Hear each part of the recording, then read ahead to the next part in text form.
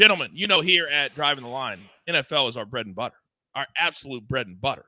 And we're seeing all of the head coaches, all of the executives at the NFL Combine. So I thought it'd be nice this morning. And, AB, I'm going to start right with you because there's a lot of new head coaches. And out here in Southern California, Eric Bieniemy is no longer even in the NFL. So many changes. He's at UCLA now. So I thought today, with all of the changes going on, who do you think will have the best season of the new head coaches coming into the league next year? And here's a list from Producer Man. The answer is going to be Jim Harbaugh, what most people go to, and rightfully so. Jim Harbaugh has won everywhere. He's done it his way. The guy is going to get the job done. But if you're talking about next season, I'm going Mike Macdonald with the Seahawks. They have options there. They have a defense. They have a run game. They seemingly have a quarterback, and they have a stable front office. I don't trust the Panthers all that much. Don't trust the Falcons all that much. Antonio Pierce can do some things with the Raiders. Brian Callahan has a ton of work to do with the Titans roster. Gerard Mayo got a defense, nothing on offense. Dan Quinn has an option there with Washington a little bit. But if you ask me, man, Mike Macdonald for immediate success, if it's next year, yeah, give me the Seahawks, man. All right, one vote for Mike Macdonald. LC in the chat says Antonio Pierce by far, fellas. Terrell, what say you?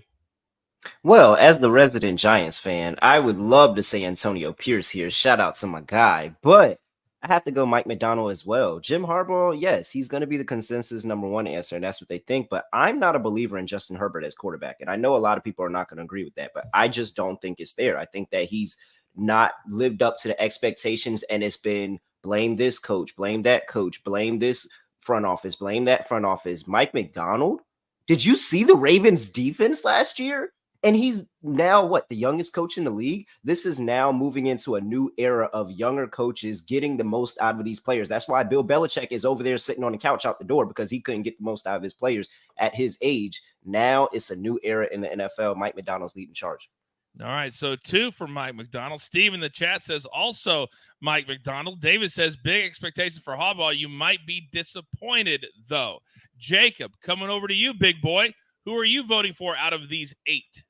Yeah, I'm going to take the public answer here. I'm going with Jim Harbaugh. I am really excited to see what he can do with this Chargers offense. I think that they have all the pieces. I think once they're healthy, with a new fresh mind, with a new fresh staff, I really think that this can be one of the most explosive offenses in the NFL this season. Really excited to see Harbaugh in the Chargers. What is wrong with you, Jacob? Jim Harbaugh, the Chargers in the same division as the Kansas City Chiefs? Stop it. Just stop it. So 2 for Macdonald, 1 for Jim Harbaugh. And I'm going to go, I got to go. Okay, real quick, Coach. Please, I'm stumped. Yeah. No, I was going to say, look, you have to look. You just nailed it. You have to look at the divisions, right? Like, we like Macdonald, but the NFC West is loaded. You got to deal with San Francisco. You've got the Rams out there. You just spoke about Harbaugh. You've got to deal with the Chiefs. You've got to deal with Antonio Pierce. I respect. I rock with Antonio Pierce for sure. In the chat, all right, and let me bring it up here because Matty Ice, he did say it. Morris could be set up for success in that division because you've got, let's just be honest, an easier path than the other two. So, yeah, man, I thought that was a great point to bring up.